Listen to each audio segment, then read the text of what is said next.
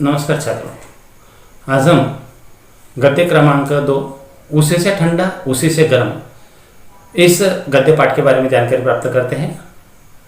लेखक डॉक्टर जाकिर हुसैन जी। आपका जन्म 1897 में हैदराबाद तेलंगाना में हुआ।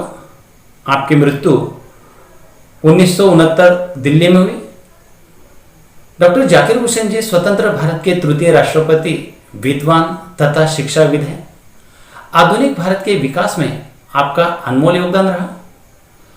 आप राष्ट्र प्रेम, आधुनिकता, वैश्वीकरण, भाषा, संस्कृति, शिक्षा और इतिहास इन विषयों से गहरे जुड़े रहे। आपकी प्रमुख कृतियां तालीमी खुतबत, लिटिल चिकन इन हरी, सियासत और मासियत, बुनियादी कौमी तालीम, अब्बू खा की बकरी और 14 कहानियां आदि कहानियां आप लोग ने लिखी हैं। बच्चों, सबसे पहले आज हमें डॉक्टर जाकिर हुसैन जी इस पाठ के माध्यम से कौन सा संदेश देते हैं, इसके बारे में हम जानकारी प्राप्त करेंगे। ये एक हास्य कथा है जिसमें डॉक्टर जाकिर हुसैन जी बड़े मनोरंजक ढंग से लकड़हार और बालिस्तियों की कहानी लिखी है। इस कथा के माध्यम से आपने किसी अपरिचित को न सताने, किसी की हंसी न उड़ाने, किसी पर पत्थर न फेंकने का संदेश दिया है। यहां आपने सभी को अच्छा बनने के लिए प्रेरित किया है। तो चलो बच्चों, देखते हैं इस कहानी को चलचित्र के माध्यम से हम इस कहानी को जानेंगे। एक लकड़हारा था। जंगल में जाकर रोज लकड़ियां काटता और शहर में जाकर शाम को बेच देता था। एक दिन इस ख्याल से कि आसपास से तो सब लकड़हारे लकड़ी काट ले जाते, सूखी लकड़ी आसानी से मिलती नहीं है, इसीलिए वह दूर जंगल के अंदर चला गया।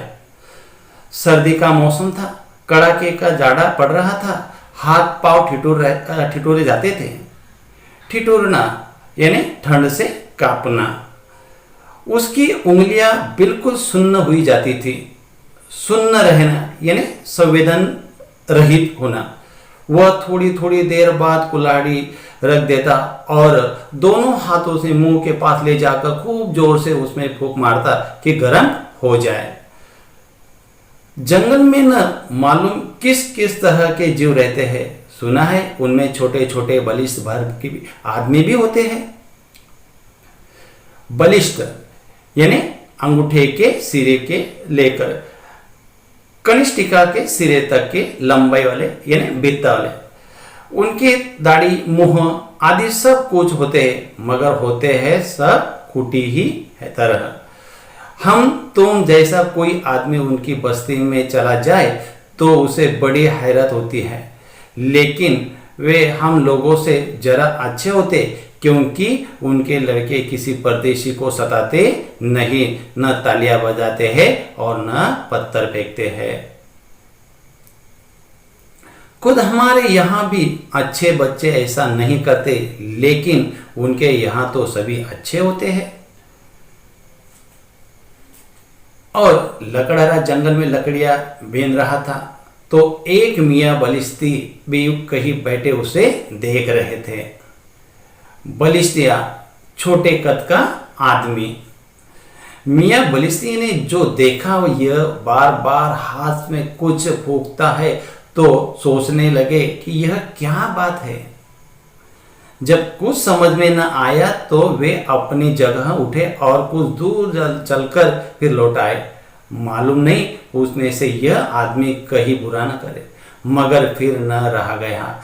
आखिर ठुमक ठुमक लकड़हारे के पास गए और कहा, सलाम भाई, तुम बुरा न मानो तो एक बात पूछूं? लकड़हारे को जरा से अंगूठे बराबर आदमी को देखकर ताज्जुब भी हुआ, हंसी भी आई। ताज्जुब यानी आश्चर्यचकित होना। मगर उसने हंसी रोक कर कहा, हाँ हाँ भाई, जरूर पूछो। बस यह पूछता हूं कि तुम मुंह से हाथ में फूंक क्यों मारते हो? लकड़हारे ने जवाब दिया, सर्दी बहुत है, हाथ ठिठुरे जाते हैं, मैं मुंहों से फूंक कर उन्हें जरा गरमा लेता हूँ, फिर ठिठुरने लगते हैं, फिर फूंक लेता हूँ।